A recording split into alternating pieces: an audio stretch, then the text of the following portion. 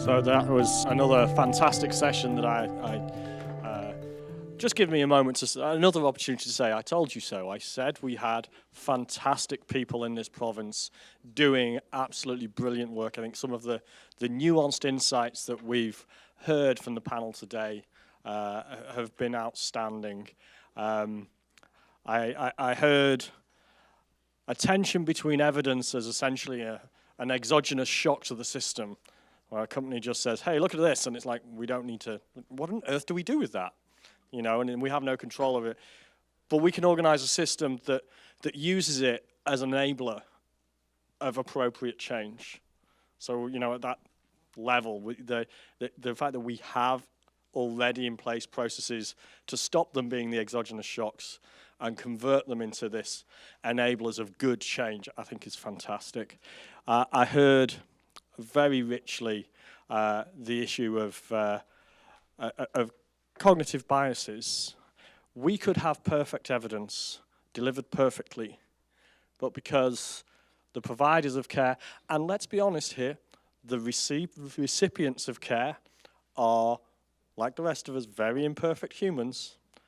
It's not gonna be perfect. We are gonna make bad decisions, even with the best evidence.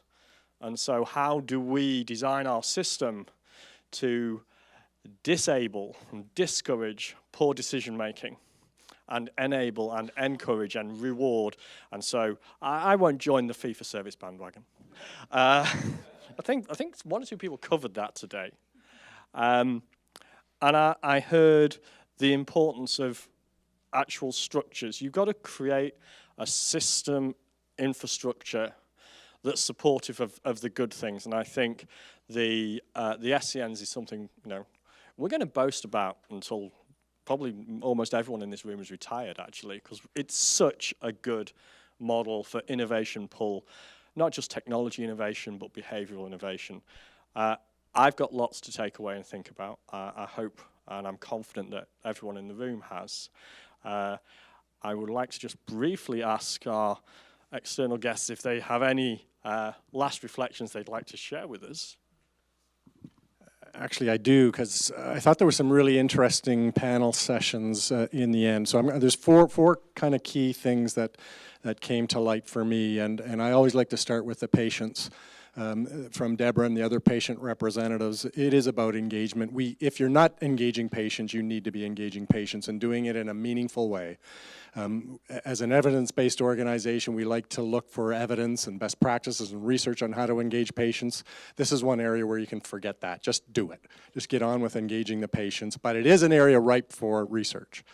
From our primary care docs, Alan and Tina, I think the HTA community has kind of failed the primary care docs.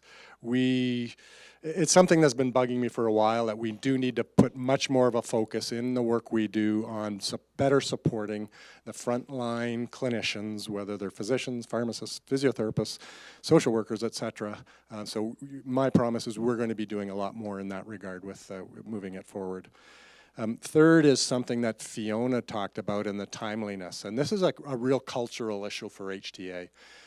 A lot of the people that we employ to do this work are researchers, are clinicians, and they want the perfect solution. They want the time, take a lot of time to come out with a 300-page report.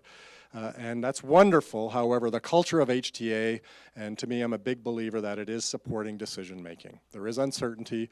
We help close that uncertainty gap, whether it's at the policy level or the clinical level, to the point where they feel comfortable making a decision. And we can't forget that timeliness aspect.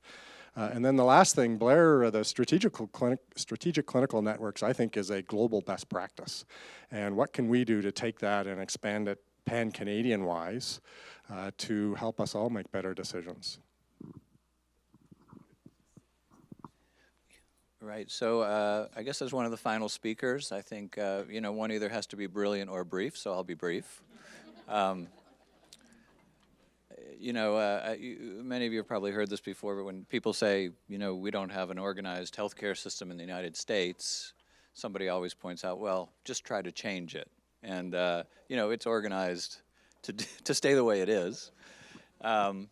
So, and and that just leads me to the thought that I think that's true everywhere, right? We sort of have the healthcare system that that a lot of people are benefiting from, right? And so, my thought is, and what's very very encouraging about the discussions here is, while you can be skeptical and cynical about pilots, I do think that the best way to sort of change an entrenched system is to kind of build up next to it, better models that eventually will outcompete the existing system, as opposed to imagining that it will be easier to try to change the existing system from within.